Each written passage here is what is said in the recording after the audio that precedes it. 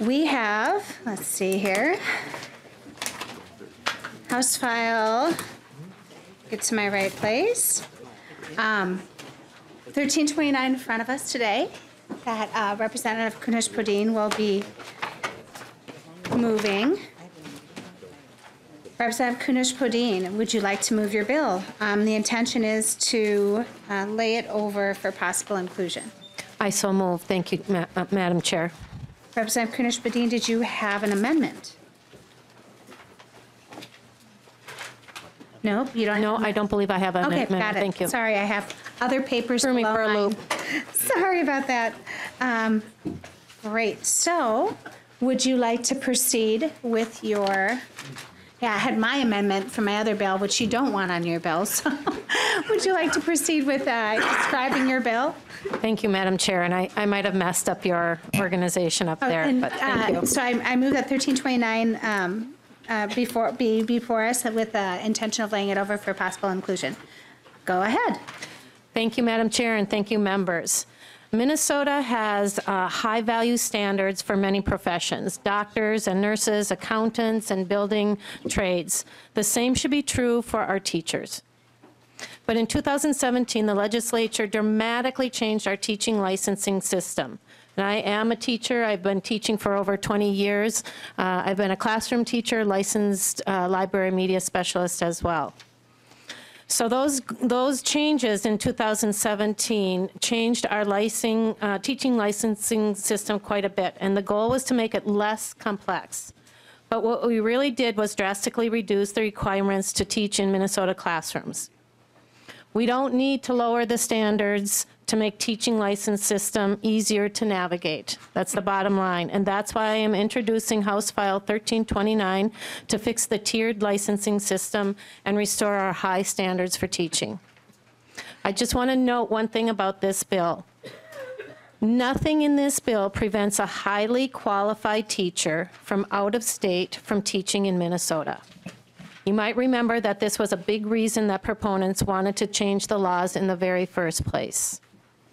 What this House file would do, House File 1329, it would close the loophole that allows a candidate to attain Tier 3 license without having completed any teacher preparation, which is absolutely critical for students to succeed. It limits Tier 2 eligibility to individuals who are actively working toward a Tier 3 license. This change yet again recognizes the importance of rigorous teacher preparation. This House File 1329 eliminates the requirement that ties a teacher's summative evaluation to their licensure status. Right now, principals have too much power over a teacher's license. Just one bad or one flawed evaluation or a personal interpretation by a principal can prevent a teacher from obtaining that licensure. This bill would require districts to report to PELSB the number of teachers at each tier in each building. Parents should know if their student's teacher has no formal training on how to teach. This bill gives Tier 1 teachers the freedom to be part of the teacher bargaining unit and the protection against exploitation. Today, I would like to invite 4 educators and 1 aspiring teacher to share more about why these changes are important to our students and to the professional teachers in front of them every single day. So at this time, I would like to invite my testifiers. Thank you, Representative Kunesh-Podein. Please, whoever's testifying first, just state your name for the record and proceed. It is my intention to give each side 15 minutes if possible to state their case. And I know that the opposition has a lot of folks here today who want to speak, and we're just not going to be able to get it in. But they have provided written testimony that will absolutely make sure that the members of the committee see. So I have my Ms. Helgen here will be starting the clock. And if I would prefer if we get through the whole 15 minutes of testimony, then ask questions for, I'm trying to decide if we should ask questions for these testifiers, or let's wait until we get through 15 minutes from you, 15 minutes from the other side, and then move to questions, because that might be a little bit more helpful. So we are starting right now. Thank you. State your name for the record and proceed. Yes, my name is Dennis Strawn. Good morning, Madam Chair and members of the committee. I would like to thank you for the opportunity to speak with you today. My name is Dennis Strawn, and I am a high school social studies teacher in the Rosemount Apple Valley Egan School District. I am one of the many educators across the state who are concerned about the current licensing system. Some say the new licensure law will attract much-needed teachers of color to the profession by not requiring them to go through teacher preparation training. But using that as an excuse to lower the standards is unacceptable and insulting. Lowering the licensing standards sends a message that teachers of color are not capable of meeting the standards to begin with, and that's just not true. We hold high expectations for students in the classroom, and we should also expect the same terms in terms of our practice. Teaching is a profession.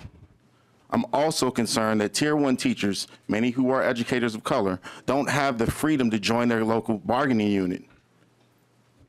Union membership protects the academic freedom I need to bring my full, authentic self into the classroom. I can freely stand up for the social justice issues that affect my students and my profession without fear of retaliation. And I get free professional development that helps me to continue to grow and remain relevant as an educator.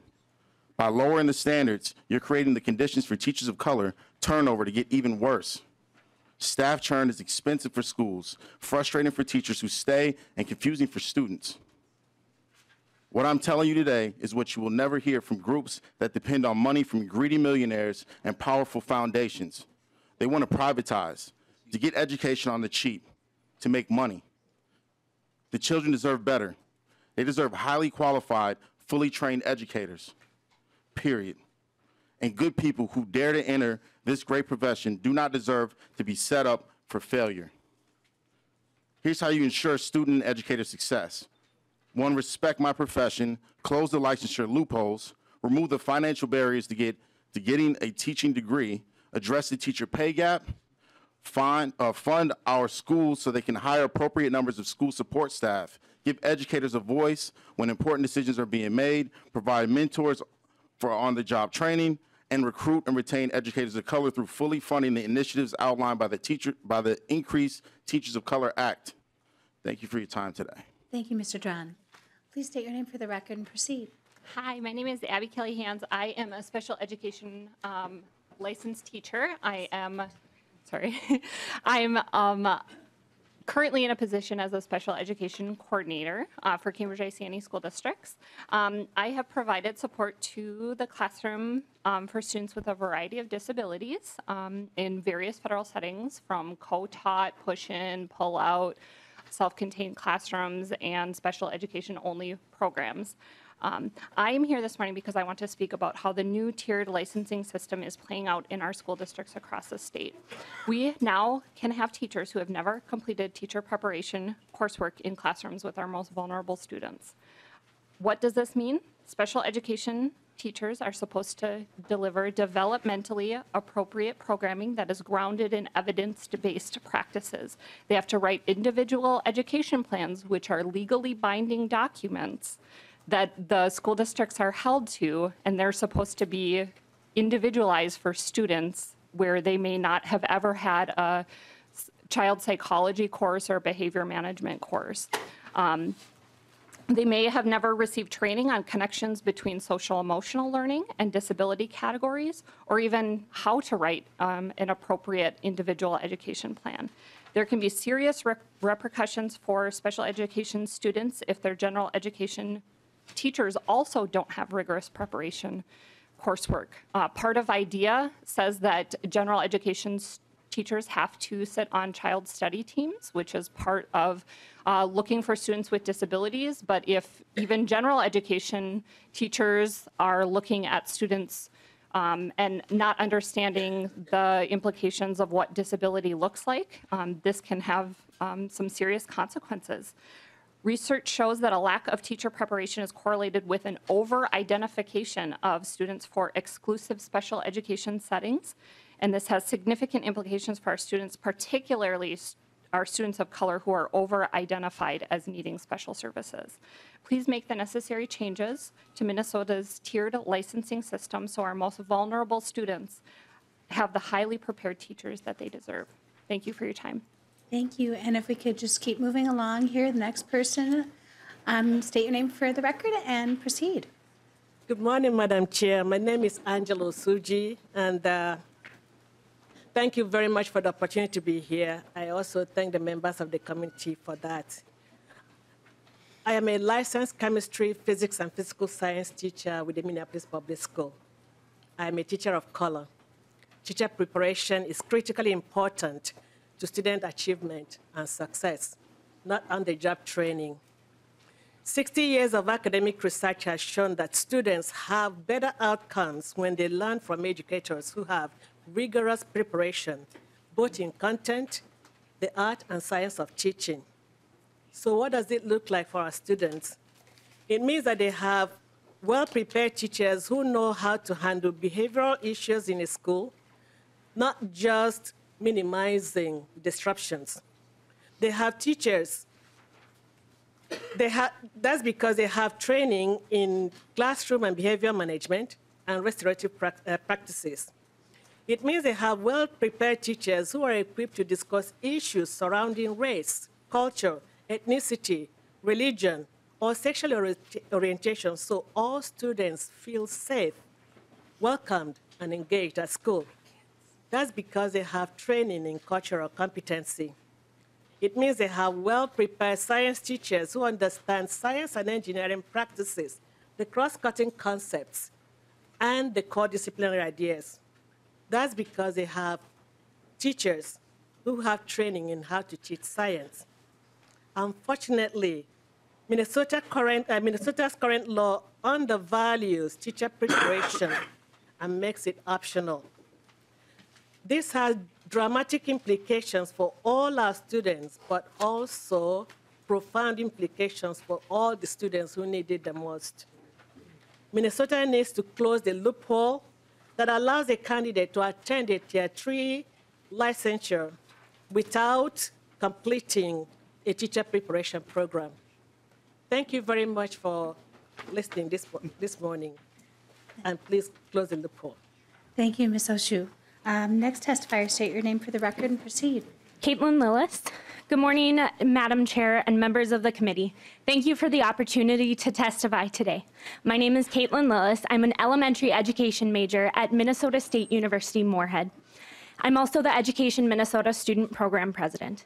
I've been working for the past 4 years to complete my teacher preparation program.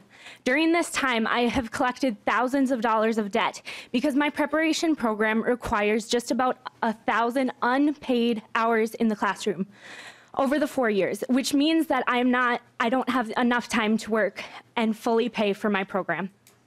Even before that, working 25 hours a week wasn't enough to pay for tuition, living expenses, and all of the fees for the tests that I have to take to get my teacher's license. I know that successfully completing this program is worth it because it's going to help me to become a more effective teacher. All of the experiences I have had are vital to preparing me for my own classroom. I'm currently student teaching, and even so, I feel like I have barely scratched the surface of experience. You need to use what you learn and work with real students in real situations, and it is more than just knowing the academic content needed for the classroom. It is knowing how students work and what they need to be successful. Under the current law, someone such as my husband, who is working towards a mechanical engineering degree, could apply for a license and eventually reach the same licensure level that I am entering the field at, even though they have no training in the art and science of teaching. He doesn't understand classroom and behavior management, childhood brain development, social emotional learning, or how to teach children from other cultures. I'm not trained in thermodynamics, statics and dynamics, materials science, or design safety. There is no way I would be hired as a mechanical engineer, and rightfully so. My future customers would be horrified to learn I had no training in engineering, just as I expect parents will react when they learn more about what this law did to teaching. Minnesotans value high standards for many professions. The same should be true for our teachers. Thank you for your time. Thank you, Ms. Lillis. Next testifier, state your name for the record and proceed. Madam Chair, my name is Becky Hespin. I am a special education program ESP in the Osseo School District. I have been a special education ESP for 27 years. As an ESP, my primary job responsibility is to support students in the classroom. I'm there to reinforce instruction that has already been given. I support the classroom learning environment so teachers can teach and the students can learn.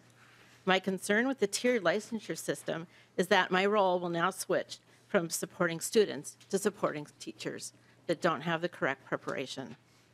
I see firsthand how teacher preparation affects classroom management and appropriate relationships with students, especially with special education students. Teachers need to understand how all students learn, and the best way that they learn, they need to know how to differentiate curriculum. It's critical to the success of our students. We only get one chance to give our students a quality education. Instead of putting money and resources into these low tiers, we should be putting those resources in to grow our own programs like we have in OSSEO to support ESPs who want to move into the teaching profession. Thank you. Thank you, Ms. Hespin. I think that's all we have signed up for testimony in support. We have 3 minutes left if there's anybody else in support that would like to testify.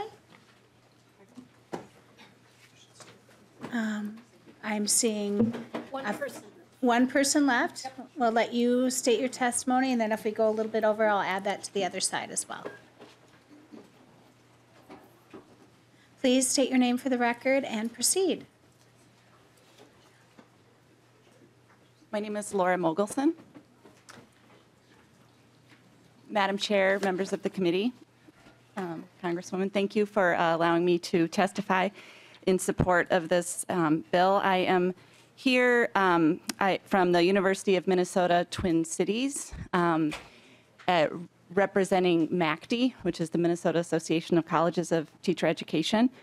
MACD supports a focus on high standards for licensure that are measurable and consistent. Specific changes in this bill that help us achieve this goal are removing the option to earn a Tier 2 without being enrolled in or having completed an approved teacher preparation program, and that includes alternative preparation. And second, the removal of the option to achieve a Tier 3 license based on 3 years of Tier 2 teaching with no improvement plan. Our concern is around the lack of parity between the pathways to Tier 3 licensure, C lines 3.20 to 4.4. The option to earn a Tier 3 license after 3 years of teaching with a Tier 2 license and not being on an improvement plan does not meet the bar of a Tier 3 license. This option creates a loophole through which a teacher without pedagogical preparation or content coursework could be licensed with parity to a Tier 3 professional licensed teacher in Minnesota based only on the recommendation of an individual employer's evaluation. This assessment may or may not even be aligned with Minnesota statutes and rules. Thank you, Madam Chair and members of the committee. Thank you, Ms. Mokelson. We still have 1:30 left if anybody wants to say anything. Thank you, Madam Chair. I think we're ready to move on. Okay, would you like to make any comments before we move on to the opposition? I just want to remind the audience and the members here that going into teaching is not, it's not a fluffy job. It's a hard job. And we put a lot of time and energy and money into our profession. As a 35-year-old single mom, I made that choice of going into the teaching profession. And it was a hardship for my family. Single mom doing daycare in my home, working a part-time job on the weekend, going to weekend college. But I knew that it was important for me that I got all of the training and understood the complexity of what it's like to educate the children of the future. And yeah, it was hard. It took me years and years to pay off my student loan. My kids had student loans before I was able to pay off my student loans. But we go into that profession understanding that's the circumstances. And if I hadn't had the training that I received, if I had not gone through the student training that I had, I wouldn't have been the teacher that I am today. And I find that it's hurtful, and it is insulting when Minnesota would think that somebody could come into the classroom without having gone through those training, without having had the mentoring, without having had the pedagogy, and could do my job. I was telling somebody, I cut my husband's hair since I met him for over 20 years. I've cut his hair. I'm not a licensed hairdresser. Does that mean that I could walk into a salon and say, hey, I know how to cut hair? Let me try this on here, you know, let me get in here and cut. No, there are licensure, there are laws, there are rules for that. And I just want to, you all to keep in mind how important it is that we are ensuring that those folks that are in front of our students have the skills necessary to teach them. And maybe they don't enter it, maybe we have community experts that come into our schools in order to fill the voids, but it's important that they continue and that they get the education and understand the pedagogy that it takes to become a well-rounded teacher. And so with that, Madam Chair, I turn it over to our next testifiers. All right, thank you. And I do have a list started here. So I have Ms. Dietrich, and then Jason Mix, Nicole Tesher on deck. Why don't you state your name for the record and proceed? We'll give you a few minutes to get settled. All right, Ms. Dietrich, state your name for the record and proceed. Thank you. Thank you, Madam Chair and members of the committee. For the record, my name is Denise Dietrich, and today I am here on behalf of the Minnesota School Boards Association, the Minnesota Association of School Administrators, the Association of Metropolitan School Districts, the Minnesota Rural Education Association, and finally, the St. Paul Public Schools. And I am speaking on behalf of them to respectfully share our opposition to House File 1329, which proposes significant changes to the recently enacted tiered licensure system. Our opposition is grounded in one unified message. Please allow the new tiered licensure system some time to work before altering major pieces that we actively advocated for prior to its enactment. Today, because of the time constraints, we have many testifiers who can testify to the real-life application to the new tiered licensure system in their schools. So for my purposes here today is, since we have many new members, I am just going to provide some context and some events that led up to this historical change in Minnesota's teacher licensure system. The long journey began in 2016 with the Office of the Legislative Auditor report on the teacher licensure system in Minnesota. It was clear from the report that Minnesota's teacher licensure system was broken and confusing. The OLA report only confirmed the frustration that our school districts, all the way from St. Paul all the way to Thief River Falls, were experiencing due to growing teacher shortages and stagnant educator diversity. The stories were mounting that navigating the old process served as a barrier to getting qualified and motivated individuals into careers in education. The old system needed reform. So in response, the Bipartisan Teacher Licensure Study Group was formed, and we as stakeholders shared thoughts, ideas, and testimony to illustrate the daily hiring challenges facing our schools. Recommendations were made for the 2017 legislative session. Dozens of meetings and thousands of hours of discussions spurred recommendations that were debated and improved throughout session. Legislators heard input from teachers, school leaders, school board members, the Department of Education, and from Governor Dayton himself. The new tiered licensure system provides the much-needed flexibility and trust that school leaders need, particularly in shortage areas. We feel strongly that this historical reform the governor signed into law in the thorough bipartisan process that created the framework should be allowed to work before making adjustments this year. Thank you, Madam Chair. Thank you, Ms. Dietrich. Please state your name for the record and proceed. My name is Jason Mix. I'm the high school principal at Howard Lake Waverly Winstead High School. Good morning, Madam Chair and committee members. give you a little background of who I am. I don't have a prepared statement, so I'm going to speak from my heart, and it's what I do. I'm an educator of 18 years. I have spent 8 years out in Southern California. 6 of those I was a classroom teacher, 2 of those I was an administrator. 3 years in Illinois, which I was in DeKalb, Illinois, which was about 60 miles west of Chicago. And then the last 7 years, I've been back here in my home state of Minnesota as the high school principal at Howard Lake Waverly Winsted High School. Our school district is about 1,200 students. My high school is a little under 350 students, to give you context of where I'm at. I'm also our state coordinator for the Minnesota Association Secondary School Principals, where I represent Minnesota school principals out in Washington, D.C. And I have significant concerns about some of these changes to the tiered licensure systems. Understand, and please understand, and I can speak for all of our principals here in Minnesota, is that we take hiring and hiring great teachers as very, very serious. Our teachers are the #1 indicator of student success, and we work to hire great teachers, to have great people and great teachers on staff. The original bill was, in my understanding, was to help us make these hiring a little bit easier for us. And in the original bill, and now the version of it, this version that's coming out, will hamstring us, in the sense that if you look at a school like mine, last year I had a chemistry and a physics position open. I was lucky to have one applicant to teach chemistry and physics, which is a requirement for the graduation requirements. Had I not had that one applicant come September 4th, I had to have a conversation with those students and the parents as far as who was going to teach. I'm not sure what we would do, but that's under my responsibility.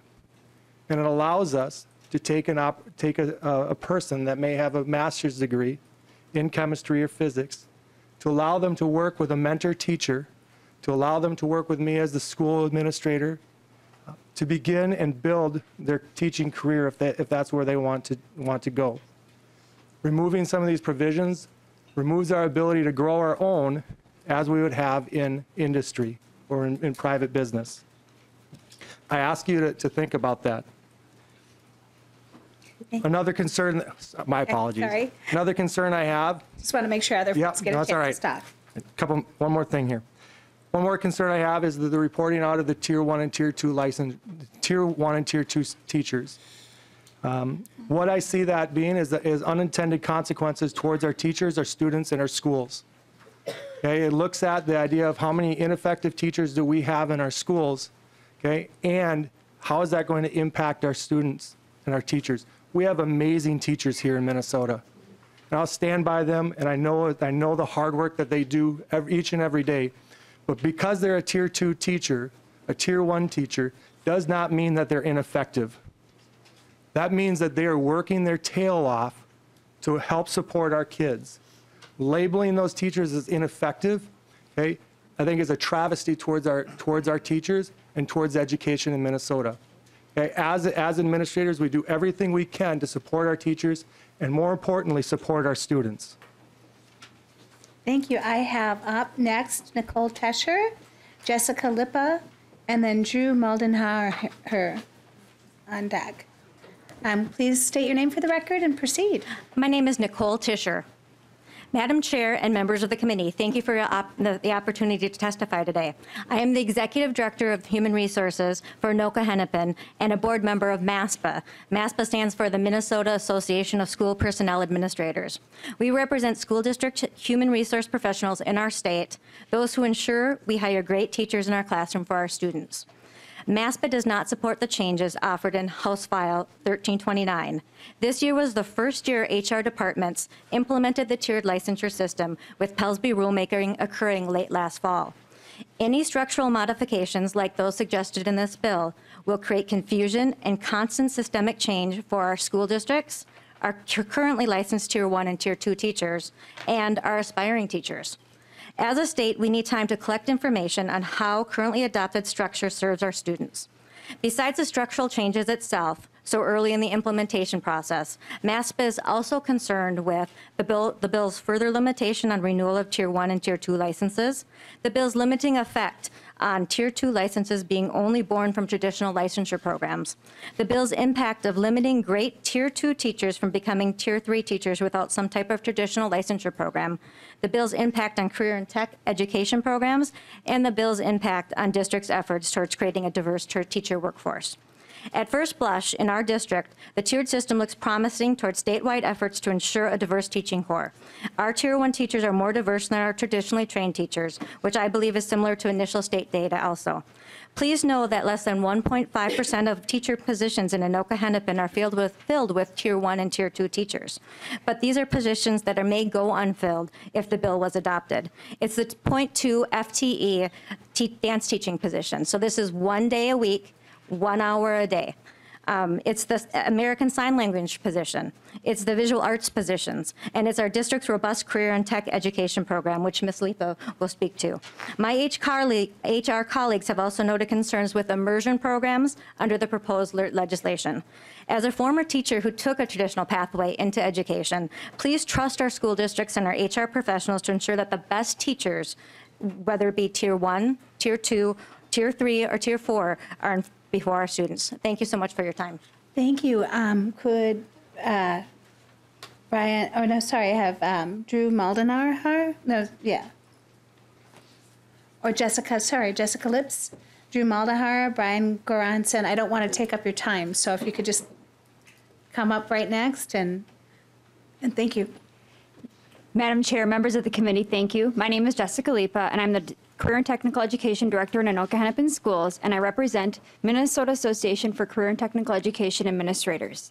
The tiered licensing system has positively impacted career and technical education across the state. It allowed school districts the opportunity to grow, train, license, and retain high-quality CTE teachers supporting our state's most in-demand occupations, encouraging CTE teachers to combine industry-related experience with the best practices and professional development to obtain licensure. The proposed changes of the law will significantly reduce the number and the diversity of programs and pathways for students that lead to employment. It will add barriers in CTE and further grow our teacher shortage. In many cases, the proposed changes will force districts to close programs due to the instability and inability to find qualified teachers. Additionally, students will lose the opportunity to earn industry-recognized credentials, articulated college credits, and concurrent enrollment in career and tech ed courses, as those opportunities often require a teacher with recent industry experience. It will be impossible to recruit the best and most qualified candidates from industry if there is no opportunity for job stability beyond 1 year. Unfortunately, telling a candidate there is at least one renewal, but beyond that, it's up to board discretion, does not offer confidence in job stability and security. Because of the additional changes and limitations proposed, CTE teachers will not have the opportunity to move or to obtain other tiers because of the lack of teacher preparation programs available. And for career pathways licenses, there is no state standards or programs for those areas, so there is no option for portfolio, and there are no teacher preparation programs for enrollment. Removing opportunities to obtain and move to other tiered licenses, including limiting renewal options, will have devastating impacts to CTE and to school districts. Finally, I leave you with this. 47% of career and tech ed teachers in our state are on special permissions Tier 1 and Tier 2, so our impact is very high. I ask you now to listen to Drew Moldenhauer, who is a Tier 2 teacher in our school district, who can give you a personalized example of his experience. Thank you, Mr. Moldenhauer. State your name for the record and proceed. Drew Moldenhauer. Madam Chair and Committee, hello. My name is Drew Moldenhauer, and I am a law enforcement careers teacher at Step High School in Anoka, Minnesota. I currently hold a master's degree in public safety executive leadership, and I'm a former police officer of 11 years. During my time as a police officer, I taught officers an active shooter, use of force, crisis intervention, and I was also a field training officer. This is where I found my passion for teaching. I also teach classes at Hennepin Technical College. I accepted this career opportunity because I was granted a Tier 2 license, which gave me more career stability. With a Tier 2 license, I would not be released at the end of the year. I contacted Pelsby and Ms. Lipa several times to make sure this was clear, that I could move from a Tier 2 licensure to a Tier 3 license, eventually obtaining tenure. before resigning as a police officer and taking on this career choice. Our college articulation agreement we share with Alexandria and Normandale Community Colleges requires me to have 5 years full-time police officer experience in order for me to teach and have students be eligible for articulated credits. Without my experience in the field, I wouldn't qualify under the articulation agreement. I'm willing to take professional development courses and learn more in the field of pedagogy. However, if the tiered licensures go away, it will be very difficult to attract good professional police officers to teach due to career instability. I believe police officers will not want to leave a secure career to come to a field where they are released at the end of every year. Thank you for your time. Thank you. Then I have Brian Goranson, Adam Harris, and Jesse Lewis. Hi, my name is Brian Goranson. I'm the principal at the St. Paul Conservatory for Performing Artists, more popularly known as SPCPA. It's a 912 charter school. When SPCPA was founded in 2005 through the mayor's office, we were given the directive by former Mayor Randy Kelly and Kathy Kelly to prepare future performing artists and to also prepare the students for college. While the academic teachers will be traditionally licensed, the arts teachers, they said, must be current working professional dancers, musicians, and theater artists who understand conservatory. We serve approximately 500 students each year. We have 50 to 60 part-time professional artists, most teaching anywhere from 0.01 FTE to 0.2 FTE. Previously, these artists worked under the community expert permission, and at this point, we'd welcome it back.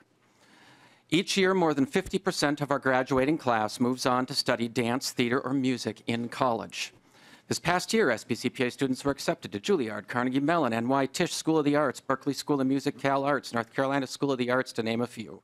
Academically, students last year are now going to Yale, Columbia, Brown, Northwestern, Rice, Howard, and on and on. We have hundreds of alum working in film and television, on Broadway, and professional theaters across the country with recording contracts, dancing and playing music internationally. Just last night, a current student appeared on NBC's World of Dance. If you accept that there are careers in dance, theater, or music, that there are career post-secondary academic pathways that require specific preparation, that early exposure to the world of work is valuable, then it is a reasonable conclusion that SPCPA can only fulfill its mission to train aspiring performing artists by integrating the highest level of professional talent available into our students' day-to-day learning environment. The choice to use working professionals is both logical and integral to the demonstrated career success of our students. Thank you, Mr. Goranson. We're over time, but I want to make sure Adam Harris and Jesse Lewis get a chance to speak because they're teachers. So please state your name for the record and proceed. Hello, my name is H. Adam Harris. I'm an actor and a teacher based in the Twin Cities. I have the great pleasure of performing on almost all of the stages here in town, including the Minnesota Orchestra and the St. Paul Chamber Orchestra. Recently, you might have saw me as the voice of the Lorax speaking for the trees at the Children's Theater Company. And currently, I am rehearsing a 5-person version of The Hobbit, which will be performed for over 10,000 students here in Minnesota. In addition to that, I'm a teaching artist, resident teaching artist with the Guthrie Theater, the Children's Theater Company, the education coordinator at the Playwright Center. I sit on the accessibility committee of the Guthrie. I'm always working, I'm always teaching, I'm always thinking about that. And basically combined with my artistic resume and with all the work that I do as a teaching artist, there is no teacher prep program that can prepare me better than my career has. And so when I step foot into a classroom at SPCPA, I teach, my primary class is Theater for Social Justice. What I'm teaching young people to think about is how we can be responsible artists, how we can think about art in a different way, how we can think about the power of theater in a different way. I teach them a class focused on identity, on consent, on wellness, on thinking about civic duty. My students would be very, very happy to see me here making a political speech before them, because every year they have to make a political speech in my class, and they are graded on their pacing, on their rhetoric, on how they speak. So they would have so much fun right now, like grading me right now. I share all of this to remind you that the arts are pivotal to young people. They're incredibly important. I didn't follow a standard teacher prep program. The only teacher preparation that I have is what I bring into the room every time I walk in. I also can't stress enough that every time I've taught at SPCPA over the past 4 years, I've had the incredible blessing of teaching students who look like me. And I have to tell you that those students, every single year, there's an emotional glint in their eyes. It's reflected in the awe in which they see me. They've never seen anyone who looks like me in charge of a classroom. And I'm sometimes their first or only second teacher of color. And I'm an artistic ethnic teacher, and I'm a queer teacher. They've never seen this before. I beg you, don't close the opportunity for me to be in that classroom. Thank you, Mr. Harris. And now we have, we're already almost 5 minutes over time, but I want Jesse Lewis to be able to speak. Yes, thank thank you, you. Mr. Lewis. State your name for the record and proceed. Jesse Lewis, Madam Chair and members of the committee. My name is Jesse Lewis, and I'm a middle school physical education Tier 1 teacher at Hiawatha College Prep. I've been working with youth in our community for over 15 years, the same community I've been a part of and connected to for 37 years. Over the past 5 years, I've transitioned into the education system, most recently as a classroom teacher. The experience I gained prior to entering the classroom gave me the ability to be the teacher that I am today. My gym class is a top-performing gym class across our network.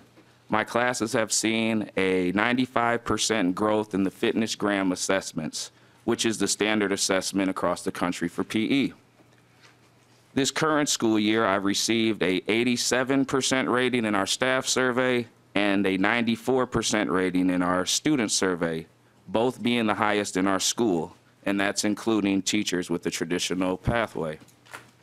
The Tier 1 and Tier 2 pathway has provided me a position where I can have a direct impact on our students and our community. Pushing teachers like myself out will be detrimental to our students, who oftentimes never have a teacher of color or lack the opportunity to learn from teachers who they can identify with. My story is one of many. Passing this bill will negatively impact our students, schools, and our community as a whole. It is in the best interest of all parties to not pass a bill that would put our kids at risk. Lastly, my son is an 8th grade student at the school that I teach. And when talking about potentially losing my teaching license, he said, "But Dad, I've never had a gym class or gym teacher like you. You actually make everybody work hard." I am a passionate teacher. I love what I do, and thank you for your time. Thank you so much, Mr. Lewis. Now, I did give 5 more minutes to the opposition, but I thought it was important to have some teacher voices. And that being said, as a chair, I just want to thank all of the teachers and ESPs that are in the audience today, testifying on all 4 bills we had up today. The work that you do in our classroom means a lot to our future generation, and I'm not just saying that because I'm married to a teacher of 27 years. So with that, Ms. Kunesh-Bodine, Representative Kunesh-Bodine, would you like to say anything else? Otherwise, I'm going to open it up for questions. We do have a committee coming in right after us, so I'd like to be done by 12:35 to give time for staff to move things around. Keep in mind, this bill is just being laid over for possible inclusion. There's a lot more work to be done on it. But with that, Representative Kunesh-Bodine. Thank you, Madam Chair, and thank you for all of you who testified here today. And I especially want to thank those that those individuals that have stepped into those teaching roles where we have found to be short of. I think it's important to know that this bill is not about putting those down that don't have their licensure and elevating those that do, especially when it comes to filling in those very difficult areas, because what this bill does is it provides the availability for our school districts and our superintendents to use that good cause renewal. If you're doing a good job in your area, then we want to keep you as a teacher. But what we really want to do is we want to make you the best teacher that you can be. We want to make you the best teacher for your students. And so this is not about licensed versus non-licensed teachers right now, or those with a degree or not a degree. It's about ensuring that we are providing areas for you to improve as a teacher and encourage you to continue down those roads, because we need the passion that we've seen here this morning. With that, we're open for questions. And I also wanted to mention Mr. Luizzi is here from PALSB 2 to answer any technical questions. He didn't want to take up time testifying further, but he's here in case anybody has any questions. So I have on the list Representative Erdahl. Thank you, Madam Chair. Just quick comments here. I've had questions about this tiered licensure system that concerned me in the past. Could a Tier 1 teacher be hired over a Tier 4 if the Tier 4 was available? Will qualified teachers from out of state be able to teach in Minnesota? Pedagogy these are concerns that I had. And there are changes in this bill presently, in Representative Kunish's bill, that I could support at some point. But in a larger sense, the current law just passed, as Ms. Dietrich pointed out. It is supported substantially in Greater Minnesota, where we have serious shortage problems, and it's even supported in an editorial today by the Star Tribune. And so I think we need to take time to see how this works, not throw it away after just a year. And again, in another larger sense, the comments about lack of preparation, the needs for preparation, of mentoring. I mean, we have greater problems that, frankly, the current law and the proposed bill today are only nibbling at the corners. We have problems in how we prepare our teachers, how we support our teachers, and how we pay our teachers. And we need to address that. And if you want to know, I've got plans for all of those, but that's for another time. Thank you. Thank you, Representative Erdahl. Representative Bennett. Thank you, Madam Chair. And I just, before I ask my question, I do have a question. I'd like to echo Representative Erdahl's concern, but I'm a bit perplexed and confused as to why we would be bringing this up right now, these changes, when this just went into effect this year. And so to me, you would give something a chance and see if there are issues. We haven't had a chance to even figure out if there are issues. But my question has to do with Tier 1. And some of the testimony I heard were giving the idea that maybe our schools are going to be flooded with all these unqualified teachers. We heard from a number of very passionate Tier 1 teachers who are saying this is a legitimate way to work into the teaching field, and why we need more than just that 1 year window.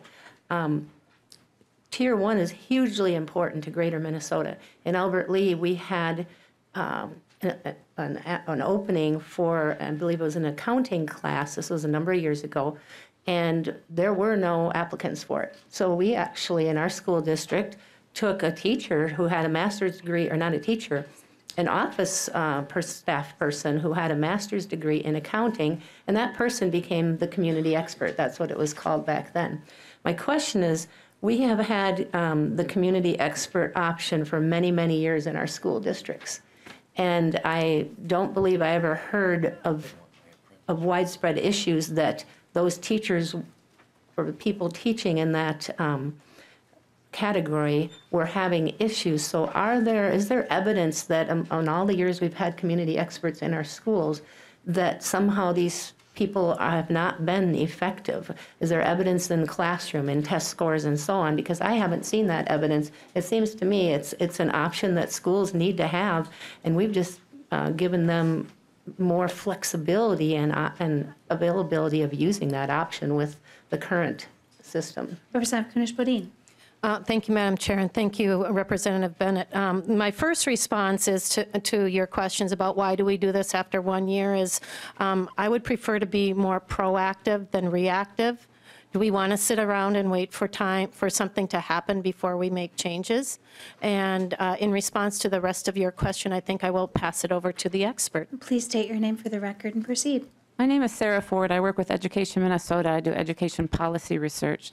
I'm also a parent of 2 children in public school, and 2 weeks ago we got a letter from our children's high school saying they're both enrolled in Spanish. As you know, your teacher's out on extended medical leave. We don't know how many months she'll be gone. We've been unable to find anybody who speaks Spanish to fill this role. So as a Tier 1 hire, we've now hired someone who doesn't speak Spanish, read Spanish, or can communicate in Spanish in any way, and that will be your student's teacher for the next untold number of months. So there's an example of one of the things that's happening with our Tier 1 license. On the question of why now, I challenge the body to think a little bit. There's been a context established that outstate Minnesota and clearly all the administrative groups need this, need this, need this. There's no question that it's harder and harder and harder to hire teachers, especially in the rural districts where starting pay is somewhere sometimes around $39,000 a year, and average student loan payments are between $300 and $450 a month. There's no question that that's a crisis. The question is, does this body or the legislator respond to that crisis by saying, let's just make it easier to hire anybody, or let's address the reason that 1 out of 3 teachers leaves this profession in the first 5 years. 1 out of every 3 teachers leaves this profession. It's been called an exodus. It's a higher teaching attrition rate than we have in any other like field. And if we want to drill down into the details, we can find out that teachers of color are actually leaving at a rate 24% higher than our white teachers. And if we want to drill down into why that is and address that problem honestly, I would think administrative groups and teacher groups and legislative groups would all want to dig into that seriously and look at what's happened with teacher pay relative to student loan debt. What happens when you increase student class load, but you have the worst counselor to student ratio in the country? What happens when you have mental health needs that are unmet? And the other reason I'd say, I'd say as to why we act now, as we haven't even given it a chance to get going, is this. 60 years of academic peer-reviewed research will show you that teachers who've had robust training in both content and pedagogy lead to higher academic outcomes. Why are we waiting to see if Minnesota is going to buck that trend? I dropped my son off for high school last year, and I was dressed up, and he said, 2 years ago, why are you dressed up? I said, I have to testify before the legislature. I said, what are you going to say? I said, you won't believe me. He said, no, tell me, what are you going to say? I'm going to say that your physics teacher ought to know physics. And he got out of the car and he laughed at me. He said, you're just kidding. And I cried. And I cried. And drove here to testify that physics teachers ought to know physics. There is a larger context here. Teachers are leaving the field at a rate called an exodus, and we ought to be dealing with those particulars. Thank you. Thank you, Ms. Ford. Representative Bennett, quick follow-up, then I have 3 more member questions, and then we're going to move on. Thank you, Madam Chair. And I guess I'd just like to restate my question because I don't think I had an answer for that. But my question is, with our community experts that have been around for many, many years, is there a widespread issue of a lack of effectiveness? I understand these people come in with qualifications that we wouldn't perhaps want, but are there lower test scores? Are there widespread complaints from parents after the fact that their child's not getting an appropriate education from these community experts? Ms. Ford again, or Representative Kunesh-Podein, and then I want to just make sure we have 3 more, or Mr. Luizzi is now joining us as well.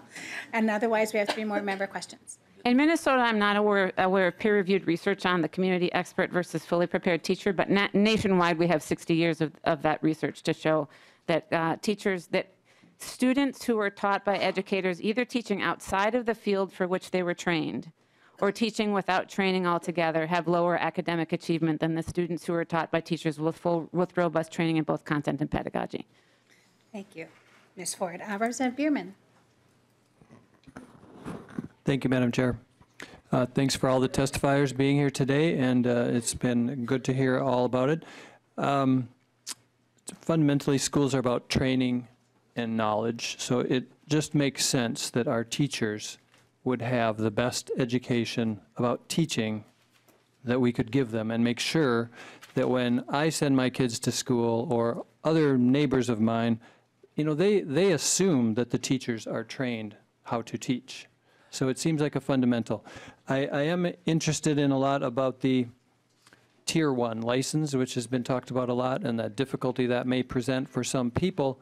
But I just wanted to clarify that it says in here the Tier 1 license must not be renewed more than 1 time unless, and then there are ways that the teacher can be working toward that, whether it's cultural competency or beginning work on becoming a teacher, or the charter or districts can show good cause. Mr. Luizzi, that sounds like a question for you. Oh, sorry. Which opens up a whole range, and I just wonder about, you know, we heard about schools that have difficulty finding people. Maybe they rely on the community expert, which seems like a legitimate and bona fide way to solve that over a period of time. But ultimately, we want people who want to be in the profession teaching and moving forward to get the education they need. But I just wanted you to talk about show good cause, what other options that could be, and elaborate just a little bit, and then I have a follow-up too, please. Okay, Mr. Luizzi, quickly, please. Madam Chair, Representative, quickly. So, first of all, PELSB sees itself as a resource. We do the work of teacher licensure every day.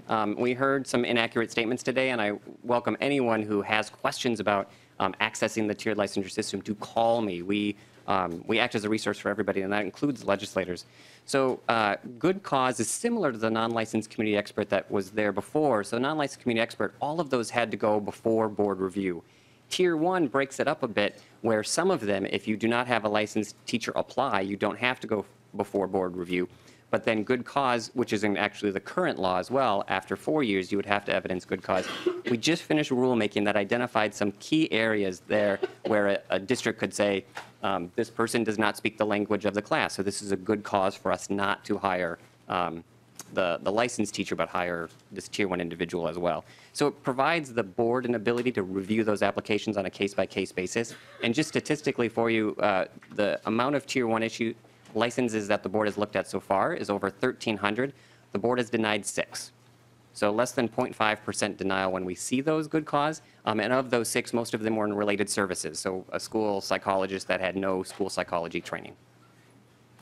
Thank you, Mr. Leedsey. Representative Bierman, follow-up. Thank you, Madam Chair. So the real question that I also had was well, I have a bunch of questions, but I know we're short of time, so I'll pick a different one.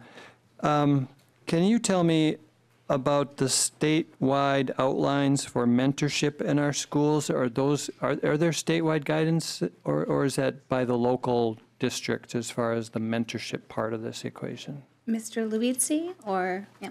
Madam Chair, Representative Erdl might actually be a good one to speak to this as well. He has the mentorship bill. So what I can speak to is Tier 1. For Tier 1, the current statute says that Tier 1 individuals must complete mentorship. So the board in rulemaking laid out a criteria for what that mentorship looked like, and we worked with stakeholders to make sure that it wasn't so robust that districts that did not have funding for mentorship would still be able to access it, but more robust than just, hey, there's a teacher down the hallway. For the other tiers, mentorship is more aligned to statutes outside of the board's purview. One tiny quick follow-up. Yes. Otherwise, Mr. Leedsey's here to answer questions later. Okay, I can wait. Okay. I'm sure he would be more than happy to come and talk about tier licensing. I know I've had to rely on him too to understand it. It's got a whole flow chart. Representative Wozlowick. Thank you, Madam Chair. Just real quick, the community expert piece that you're talking about, is that in terms of what subjects? Was that all subjects could be a community expert? And then is that the same with the change that was made to this Tier 1? Mr. Leedsey. Madam Chair, Representative. So non-licensed community expert by its term was really intended to be an expert in the field that maybe didn't have teacher prep, but you wanted that expert. Tier 1 license has sort of combined that idea of a community expert, which is for any licensure field, with an emergency license. The non-licensed community expert ended up becoming like an emergency license, so the transition was a good transition, but I think you heard from testifiers today, this confusion with how to look at a Tier 1. Is it an emergency license where we're trying to get someone into that classroom and then move them up the tiers, or does it fit like the St. Paul Performing Arts testified? Does it really fit that model of a community expert that should stay on that Tier 1 for additional time? And we think the good cause exemption, both in current statute and then remains in 1329, allows the board to be able to review that and say, oh yes, this is the 0.02 at the Performing Arts. You can keep your Tier 1 for multiple years because it doesn't make sense for you to move up. Really keep that community expert aspect of Tier 1. Thank you, Representative Wozlowick, for the question, and Mr. Leedsey. And then we have final batter up, Representative Hewitt, and then we're going to be moving on because property taxes needs to get into this room. I'm on that committee. We're cool. Madam Chair, real quick, a statement here made by Mr. Strum, and not because he's from my district, but I love the statement.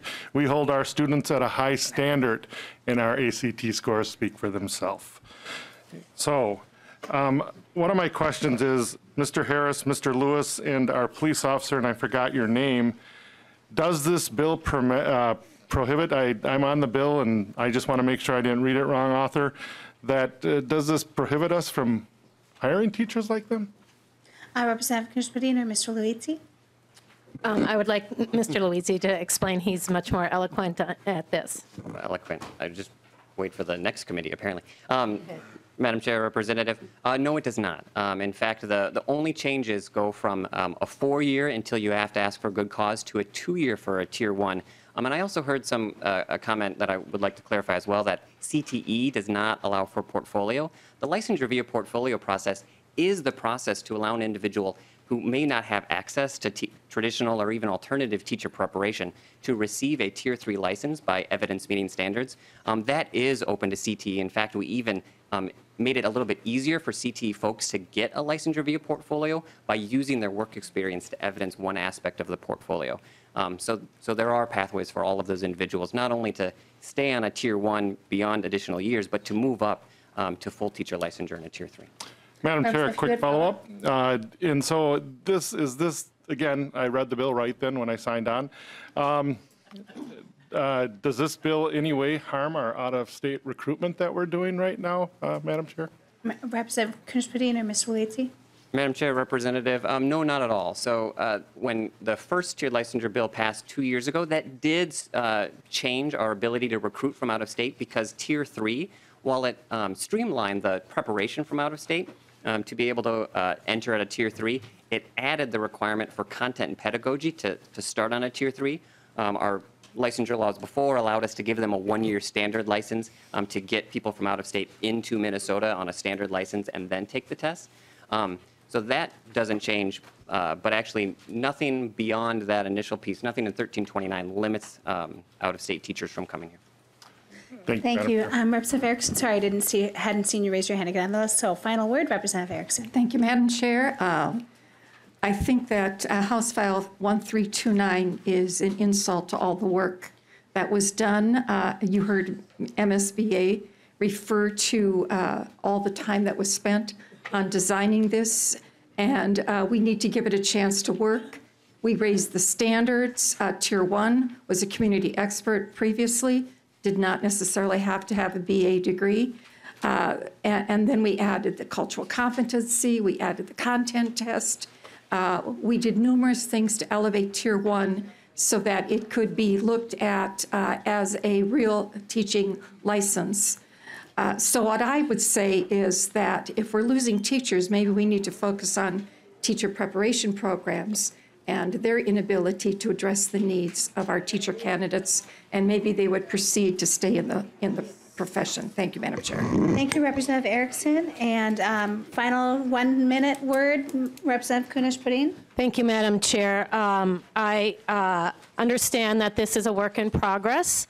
I feel like these changes are definitely a step in the right direction. And I wouldn't put the blame on our teacher preparation, colleges and universities and organizations.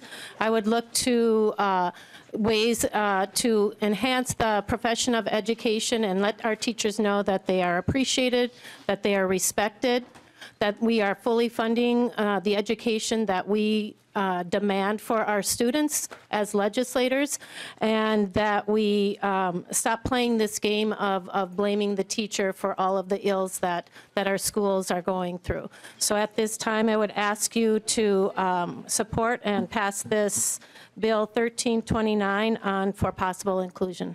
Thank you. Representative Kunesh-Podein renews your motion to have House File 1329 be laid over.